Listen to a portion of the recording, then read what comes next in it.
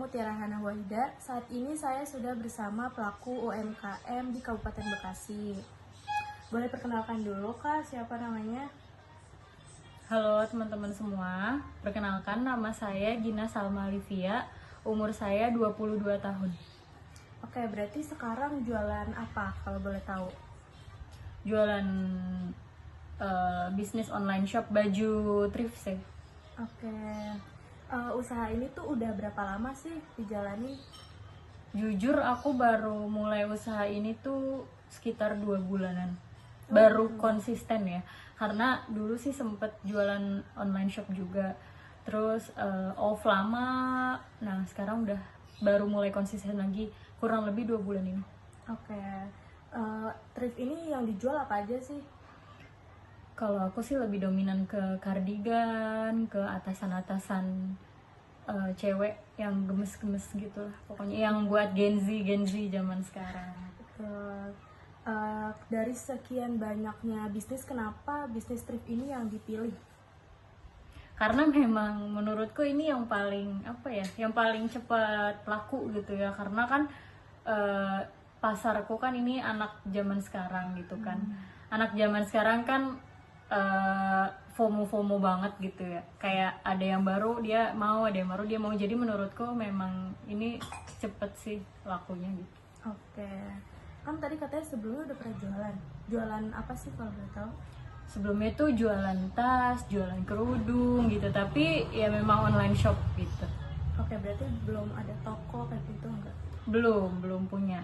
Oke, sejauh ini tantangan terbesar atau tantangan terberat yang pernah dialami itu apa?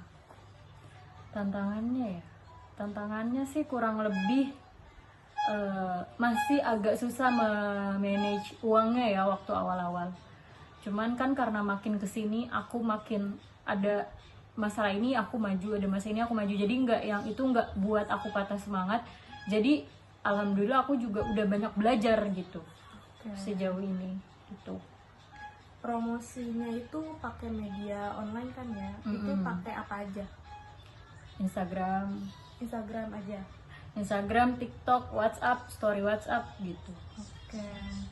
Usaha ini kan online. Apa ada kepikiran pengen buka toko atau apa gitu? Pengen buka toko sih kayaknya sejauh ini nggak ada pikiran gitu ya. Belum gitu, ya belum nggak tahu belum, karena masih nyaman di online sih menurutku, karena lebih seru juga jualan online, kayak nge-live di TikTok. Kita nge-live di rumah aja, yang nonton kan dari mana-mana ya se-Indonesia gitu kan, ketimbang kita buka toko diem gitu kan, tapi yang datang cuman dari orang situ-situ aja gitu. Kalau menurutku lebih efektif untuk jualan online sih, karena jangkauannya lebih luas. Iya. Ya.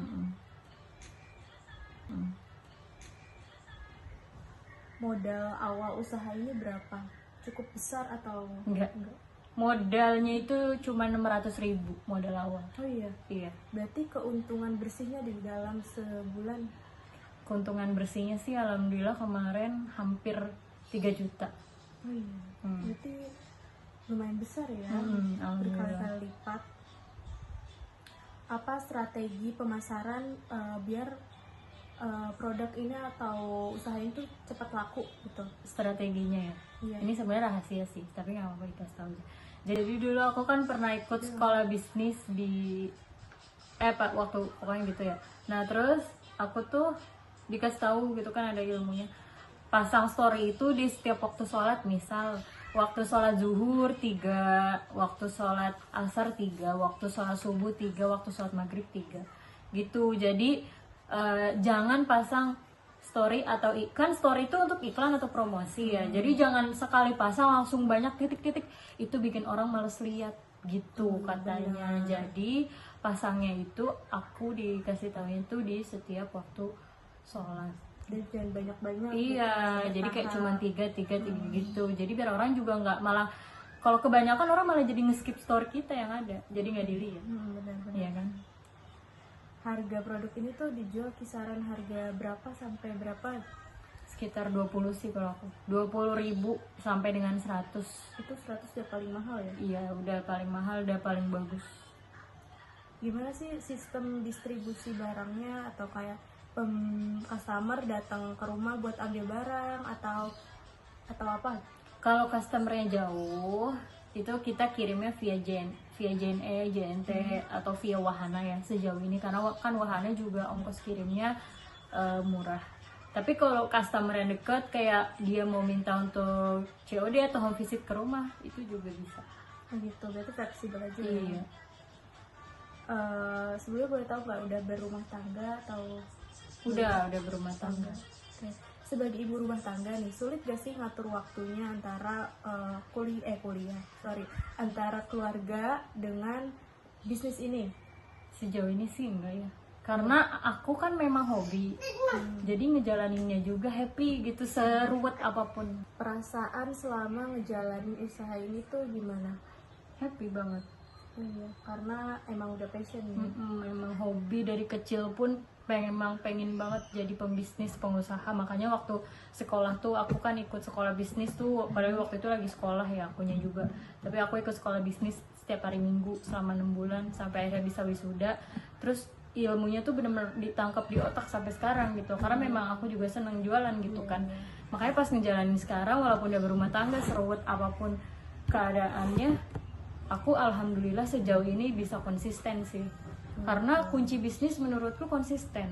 Iya benar. Mau masalahnya apapun, kayak orang kan kadang ada yang baru mulai bisnis terus dapat masalah dikit dia langsung mundur. Iya, kayak capek bisnis, capek jualan mah gitu kan. Atau ternyata gini ya jualan, capek juga ya, nggak enak. Itu namanya baru awal. Tapi menurutku kalau baru awal udah dapet kayak gitu kan malah jadi ada pembelajaran, jadi antisipasi buat kedepannya. Iya, tantangan. Iya, jadi kalau menurutku namanya bisnis terus ada kenapa-napa ya wajar banget. banget gitu. Oke, pertanyaan terakhir ya, pesan untuk yang mau berbisnis tapi masih ragu. Pesannya buat temen-temen yang mau bisnis tapi masih ragu, kalau belum dicoba nggak akan tahu gimana. Ya kan? Jadi harus coba. Harus dicoba. Terus jangan gampang nyerah juga.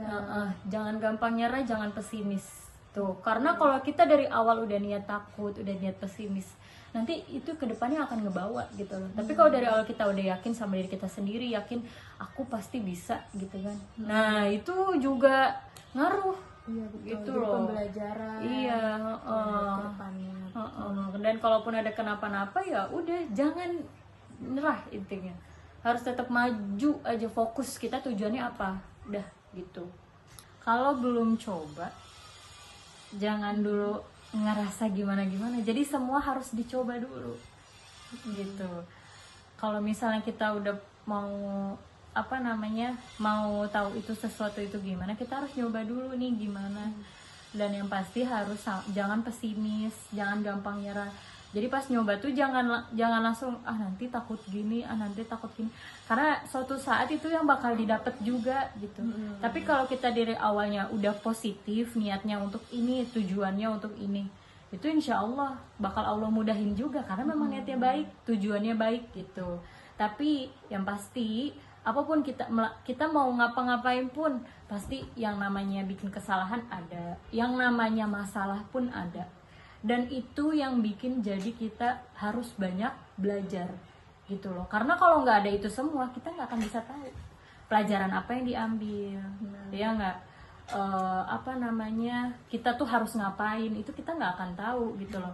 Malah hal-hal kayak gitu yang bikin kita jadi semakin kuat. Kalau menurutku ya, iya, jadi mau ngadepin apapun nanti kita udah kuat karena kita udah tahu nih antisipasinya tuh dulu seperti apa, dulu bagaimana. Jadi kita banyak belajar juga.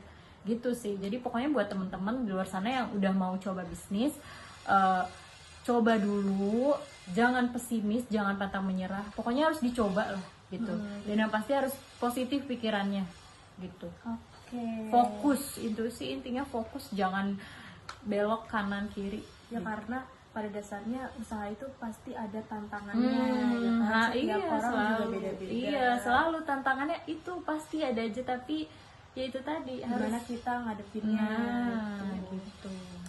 Oke, saya rasa cukup untuk wawancara kali ini. Terima kasih Kak Gina. Sama-sama. Terima kasih semuanya yang udah nonton.